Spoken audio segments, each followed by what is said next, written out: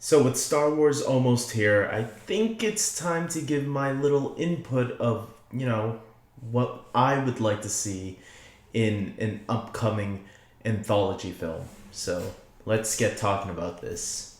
Hey everybody, this is David, and today I want to tell you who I think should get a anthology film. Now, for those of you that don't know, the anthology movies are going to be those one-off films, I guess, that Disney and Lucasfilm are going to be doing. For an example, Episode 7 is coming up this December, very soon, as a matter of fact. And if you don't know, we got Star Wars Anthology Rogue One coming out next December, next year. And then we're going to get Episode 8, and then we're going to get another anthology film the following year with the Han Solo spin-off from the directors of the Lego Movie and 21 and 22 Jump Street. So they're going to do what Marvel's doing by, every year we're going to get a new Star Wars movie, and one will be the saga story, the whole episode 1, 2, 3, 4, 5, 6, 7, etc. And then an anthology movie right after. And this is one that I really want to see. And I don't know if I think a lot of people want to see this one too, because let's face it, when you go back and watch the prequels, I know the prequels aren't loved, but there's some people that think they're okay and can find redeeming qualities to them, such as myself. And one thing that I think was a redeeming factor was Ewan McGregor as Obi-Wan Kenobi. And I think it's fair to say that I think a lot of fans will agree to that. Even if you hated the prequels, I think you can agree that Ewan McGregor was a highlight as Obi-Wan Kenobi. And I would love to see an Obi-Wan Kenobi spin-off. I'm not gonna lie. I think Ewan McGregor deserves it. I think he deserves another shot at redemption.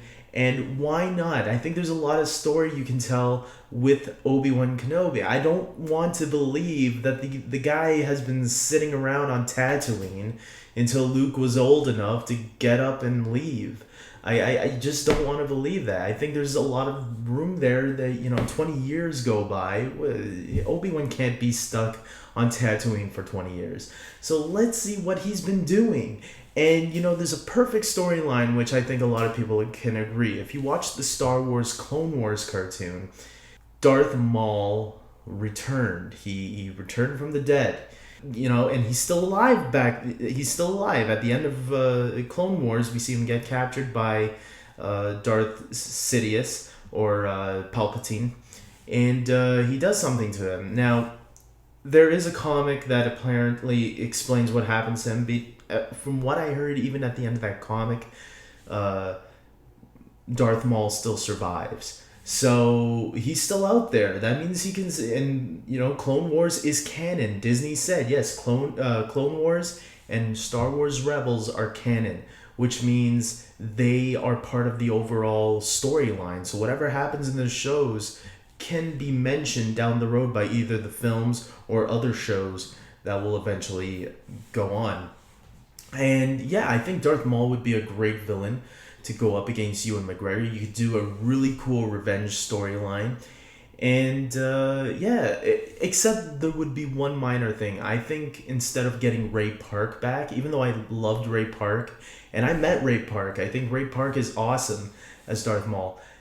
But I think for this, because I want Maul to have more depth to him, and because I want someone to use their voice naturally instead of being dubbed over, because Ray Park was dubbed.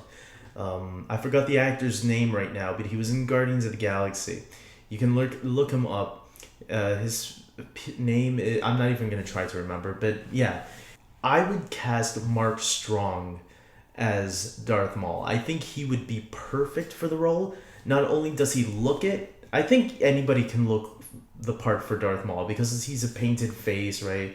All they have to do is shave their head. But what Mark Strong, I think, has that other actors don't is he has that deep voice, deep, strong voice that's perfect for Darth Maul.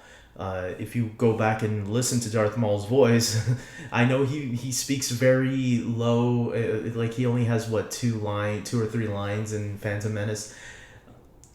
When you hear him speak, he speaks very, strong but very low and deep. He has a deep voice. And I think Mark Strong has that, and he could do. And we've seen Mark Strong play villains before in Kick-Ass, the first Kick-Ass movie. He played the villain in the first Sherlock Holmes movie with Robert Downey Jr. And he was also in Green Lantern, where he should have been playing the villain, but instead they pushed him in the background as nothing.